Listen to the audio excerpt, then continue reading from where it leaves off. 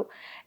కట్టుబాట్లు కొన్ని ఉంటాయి కదా, ఇవి మనం పాటించాలి, మంచి చెడు, ఇది చెయ్యాలి ఇది చెయ్యొద్దు, దట్టు అమ్మాయివి పీరియడ్స్ ఉంటది.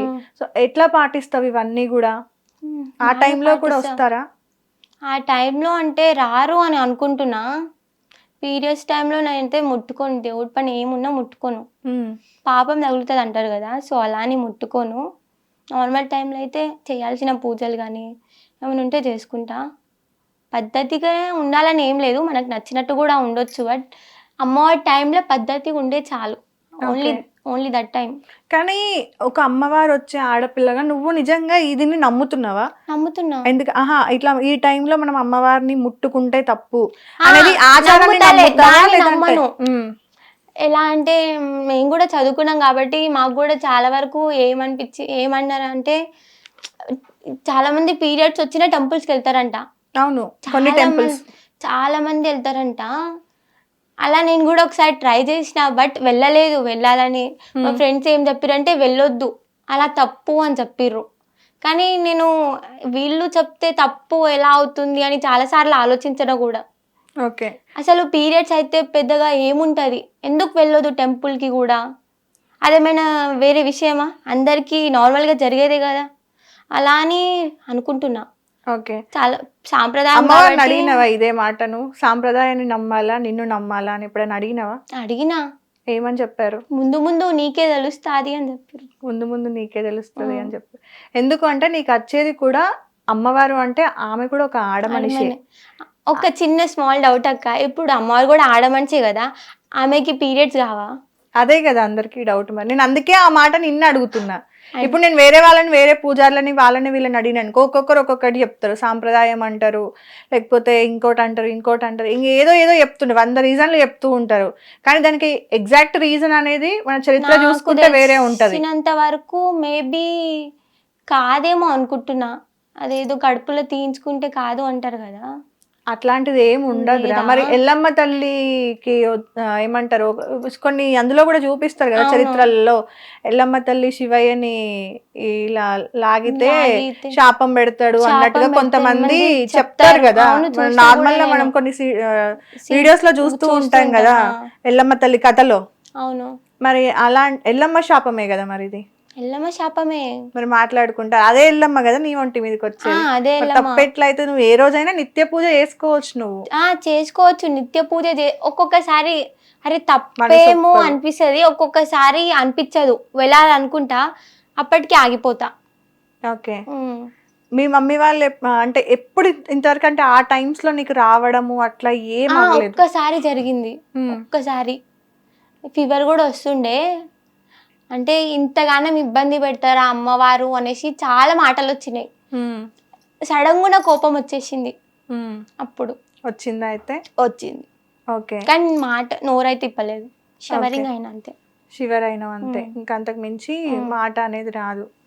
ఓకే, ఇంట్లో వాళ్ళ మీద ఎప్పుడైనా కోపడ్డావా? నేను బాగా చూసుకోకపోయినా, లేకపోతే? కోపం పడతా, నాకు నచ్చింది ఇయ్యకపోయినా, నాకు నచ్చినట్టు అనిపించకపోయినా, ఇంట్లో ఏమైనా అంటే సరిగ్గా ఉండకపోయినా, కాళ్ళు కడుక్కోకుండా ఇంట్లోకి వచ్చినా. ఓకే, కాళ్ళు కడుక్కోకుండా ఇంట్లోకి వచ్చినా కూడా కోపం అవుతా. ఇప్పుడు ఇంటి దగ్గరే చెప్తున్నావా లేదంటే టెంపుల్ దగ్గర కూర్చొని? ఇంటి దగ్గరనే చెప్తున్నా. ఇంటి దగ్గరనే కూర్చొని.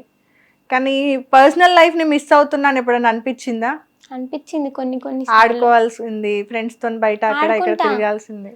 అప్పుడప్పుడు వెళ్తా ఫ్రెండ్స్ తోటి బయటకి. ఇప్పుడు ఫ్రెండ్స్ అంతా నార్మల్ గానే ఉంటారు, భయపడతారా ఇంకా కూడా?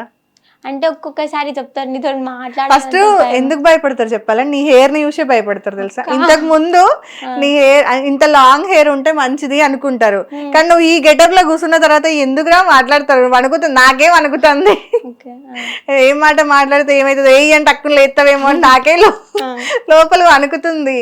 సో అంటే మన చరిత్రలో అట్లా ఉన్నాయి కదా, అమ్మవారికి లాంగ్ హెయిర్ ఉంటది. మా మమ్మీ వాళ్ళు మా సైడ్ అందరూ అట్లే అనుకుంటారు, కొంతమంది మీ హెయిర్ ని చూసే వచ్చిందేమో అని. నిజంగా అదే అనిపిస్తుంది కదా వాళ్ళకి, అంటే ఆ లుక్ కూడా అట్లా వాళ్ళకి సెట్ అయిపోతుంది. అదేంటో వాళ్ళని చూస్తున్నప్పుడు నిజంగా అట్లనే అనిపిస్తుంది. ఎందుకంటే పెద్దవాళ్ళు వీళ్ళు చెప్తుంటారు కదా, ఇట్లా కూర్చొని ఇట్లా పెద్ద జుట్టు వేసుకొని అక్కడ కూర్చొని ఏడుస్తా ఉంది, పిలుస్తా ఉంది, ఉరుకుతున్నారు, అది ఇది అని చెప్తుంటారు కదా, కళలు పడ్డాయి అది ఇదని. అట్లా అందుకే ఫస్ట్ హెయిర్ ని చూసే భయపడతారు. ఎప్పుడన్నా అనిపించిందా నీకు, అంటే నీ ఒంటి మీద ఏదన్నా మార్చుకోవాలి అన్నప్పుడు వద్దు నువ్వు ఇది మార్చుకోవద్దు? అనిపించింది. ఓకే. ఇప్పుడు మా ఇంటికి ఎవరైనా చుట్టాలు వచ్చిరనుకో, ఎప్పుడు నేను మాట్లాడను, మంచిగా ఉన్నావా అని కూడా నేను అడగను అడగను కూడా. నాకు ఎందుకు అడగాలి అనేసి అనిపిస్తుంది. కానీ ఇప్పుడు అరే పలకరిద్దాం, మన నోటి మాటే కదా, ఏమైనా సొమ్ము పోతుందా సోకు పోతుందా అనుకుంటా పలకరిస్తా. అరే శత్రువు అయినా సరే వాళ్ళని మంచిగా చూడాలి అనిపిస్తుంది. ఇప్పుడు అమ్మవారు వచ్చిన తర్వాత మొత్తానికి నీలో అయితే మార్పులు తెచ్చింది. ఒకప్పుడు నేను ఎలా ఉంటుండే అంటే చాలా ఒకరు ఏడుస్తుంటే నేను నవ్వుతుండే. కానీ ఇప్పుడు వేరే వాళ్ళు నవ్వుతుంటే నువ్వు నవ్వుతున్నావు, వేరే వాళ్ళు ఏడుస్తుంటే నువ్వు ఏడుస్తున్నావు. వాళ్ళు కూడా మంచిగా ఉండాలి, మనం కూడా మంచిగా ఉండాలి అనేది ఒకటి. ఓకే. ఇప్పుడు దీన్ని అంటే నార్మల్ గా టెంపుల్ కట్టించడము ఇదంతా ఒక బిజినెస్ అని అనుకునే వాళ్ళకి నువ్వేం చెప్తావు? ఏం చెప్తా అంటే నమ్మే వాళ్ళు నమ్మొచ్చు, నమ్మని వాళ్ళని నేను ఏం చెయ్యలేను. మేమే టెంపుల్ కట్టించి మేమే బిజినెస్ చేస్తున్నాం అనుకుంటారు కదా, మీరైనా ముందుకొచ్చి మీరైనా వర్క్ చెయ్యొచ్చు. అది కూడా మాకు హ్యాపీయే కదా అక్క, టెంపుల్ స్టార్ట్ అవుతుంది అలా అని అనుకుంటా. ఎందుకు సౌందర్యాన్ని నమ్మాలి, ఇది నిజమా అని చెప్పి?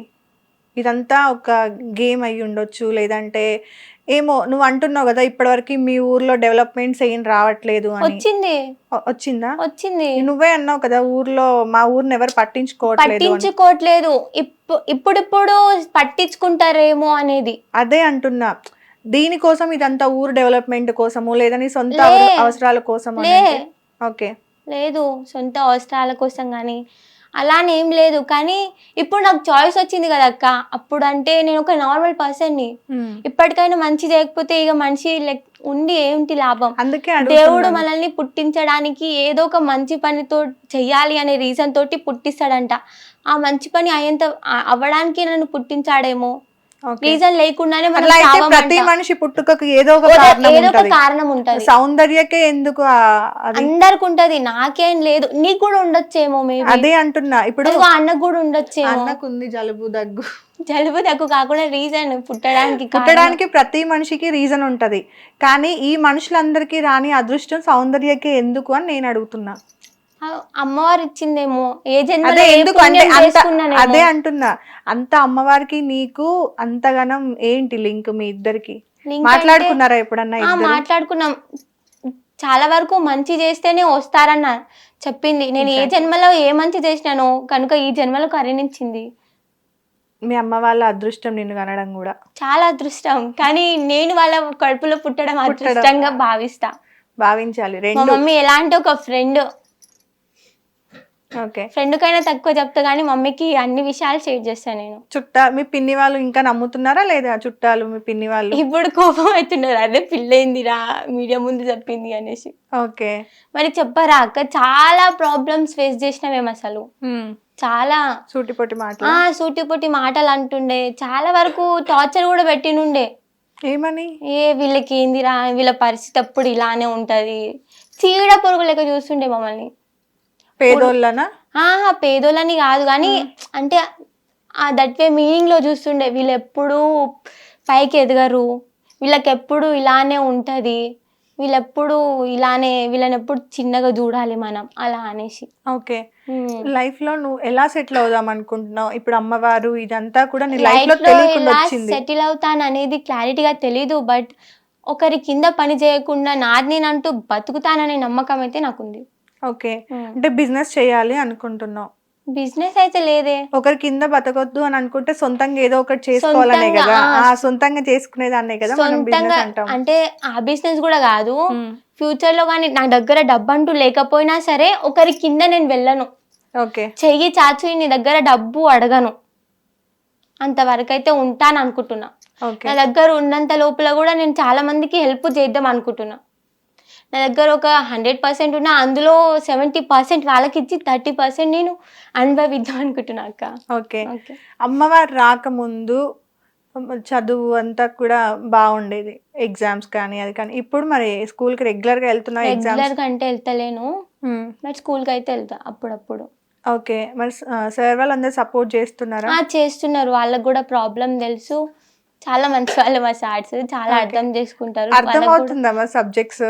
అర్థమవుతుంది అలా అలా ఇక అమ్మ మీద భారం వేసుకొని ఉన్నా. ఎలా రోబో కదా సినిమాలో చూపించినట్టు అమ్మవారు వెనకాల నుండి వచ్చి నువ్వు రాయి బిడ్డ వెనక నేను ఉన్నాను అని అలా అని చెప్తారా? లేదు, ఒక్కొక్కసారి గుర్తురాని టైంలో కూడా నువ్వు గుర్తు తెయ్యాలి కదా అలా అనేసి. ఓకే, నీ వల్లనే నేను ఈరోజు స్టడీస్ కి దూరమైనాను కాబట్టి నన్ను పాస్ చేయించే బాధ్యత నీదే. నీదే. అంతే, పాస్ అయితే చాలు. చాలు. ఓకే, తర్వాత ఇంటర్ చేస్తావా? ఇంటర్ చేస్తా ఎలా అక్క. ప్లాన్ చేసుకున్నావు స్టడీస్ ని, కెరియర్ ని? బాగానే ప్లాన్ చేసుకున్నా, బట్ చెప్పొద్దు. ఇంకా చాలా ఇంటర్వ్యూస్ ఉన్నాయి ముందు ముందు మనం ఒక్కొక్క చేసేది ఇంటర్వ్యూలో ఒక్కొక్కటి రివీల్ చేస్తావు. లే నీతోటి కూడా నెక్స్ట్ టైం ఉందేమో. ఓకే, అట్లా అంటావా?